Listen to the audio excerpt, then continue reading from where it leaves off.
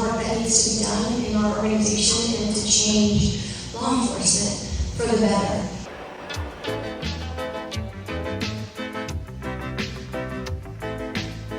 I've seen a lot throughout my career, and I've always said that if I was ever in a position that I can make change, that I would. And so I'm here today really to just let you all know what the current circumstances are. The county offered me $1 million to resign and walk away, and I won't do it because I know what I'm doing is right, and I've done nothing wrong, and I won't be bought off because I took that oath, and I'm here to improve the organization, but also the safety of all of you.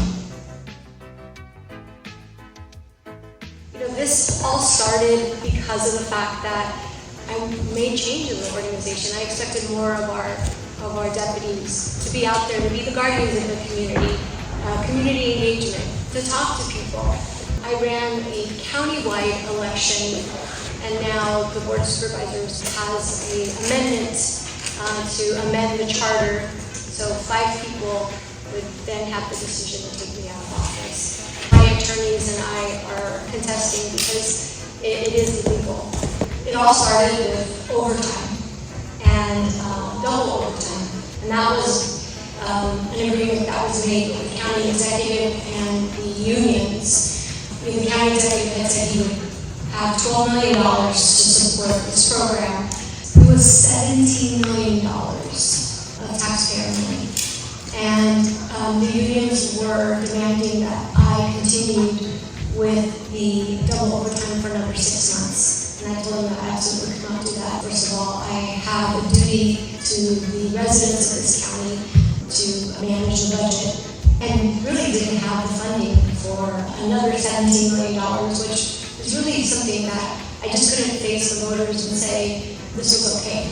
And from that point on, it started kind of escalating where the unions were challenging and going to the county executive's office. And so what the county executive did was there were complaints that were made to the way that I was running the organization.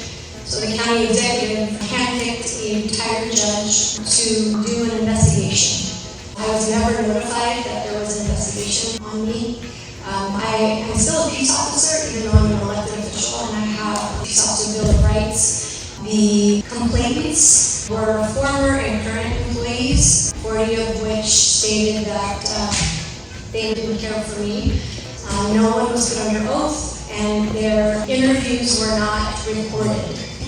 And so when this report came out, I found out about it just as the general public did. I was never afforded an opportunity to look at the report prior to it being released. In my 30 years, I've never been in trouble before, ever.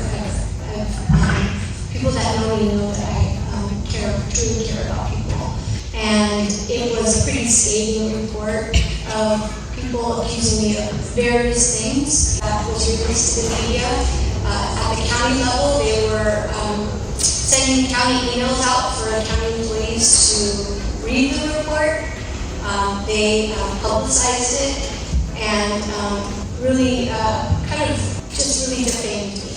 And so now I'm here today facing a possible ousting of me out of my office when I worked really hard to win the election and have the trust of the voters. And so this report is he said, she said. It's about 400 pages, and it's 29 pages that were left out in the report. And it would have put a lot of these allegations to rest, but they purposely left 29 pages out.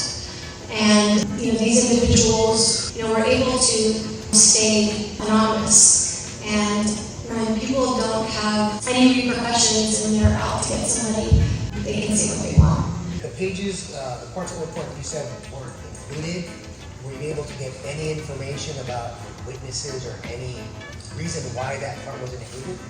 Because what it did was it basically canceled out the allegations. So the judge, the retired judge, never fact-checked anything.